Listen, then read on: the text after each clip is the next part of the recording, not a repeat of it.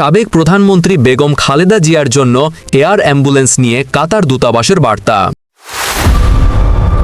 বিএনপির চেয়ারপারসন ও সাবেক প্রধানমন্ত্রী বেগম খালেদা জিয়াকে লন্ডনে উন্নত চিকিৎসা সেবা দিতে কাতার আমিরের পক্ষ থেকে আসছে জার্মানির এয়ার অ্যাম্বুলেন্স। শুক্রবার ৫ ডিসেম্বর এক বার্তায় এ তথ্য জানিয়েছে ঢাকাস্থ কাতার দূতাবাস।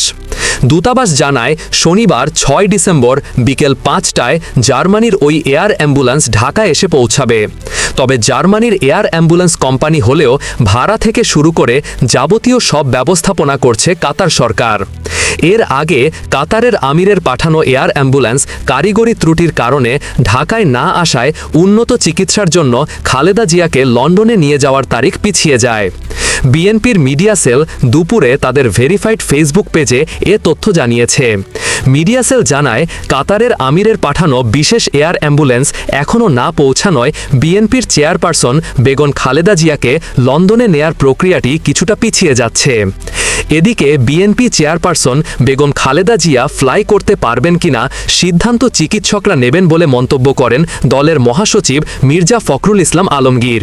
তিনি বলেছেন, শনিবার কাতারের পাঠানো এয়ার অ্যাম্বুলেন্স পৌঁছালে রোববার ৭ ডিসেম্বর তাকে খালেদা জিয়া লন্ডনে নেওয়া হবে। তবে উনি ফ্লাই করতে পারবেন কিনা সেটা চিকিৎসকরা সিদ্ধান্ত নেবেন।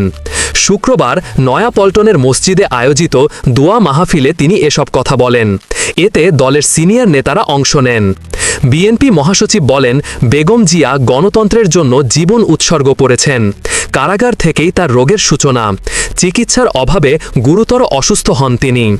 কয়েক মাস আগে বেগম জিয়া লন্ডন থেকে উন্নত চিকিৎসা নিয়ে স্বাভাবিকভাবে দেশে ফিরেন, যখন কিনা নির্বাচিত প্রচারণা এবং ২৩৭টি আসনের মনোনয়ন তফসির ঘোষণা করা হলো এবং বেগম জিয়ার ৩ আসন থেকে নির্বাচন করার সিদ্ধান্ত নিলেন। তারপর থেকে হঠাৎ দিন দিন অসুস্থ হয়ে পড়েন বেগম জিয়া। এতে করে দলের নেতাকর্মী এবং আন্তর্জাতিক সংস্থার কঠিন সমালোচনা ও গণমাধ্যমে এই নিয়ে তোলপাড়। হঠাৎ অসুস্থ হওয়ার কারণে সবার মনে প্রশ্ন জাগে, বেগম জিয়ার শারীরিক অবস্থা কেন হঠাৎ খারাপ হয়ে গেল? তাই আবার চিকিৎসার জন্য লন্ডনে যাচ্ছেন কাতারের আমিরের দেওয়া এয়ার অ্যাম্বুলেন্স বিমানে করে।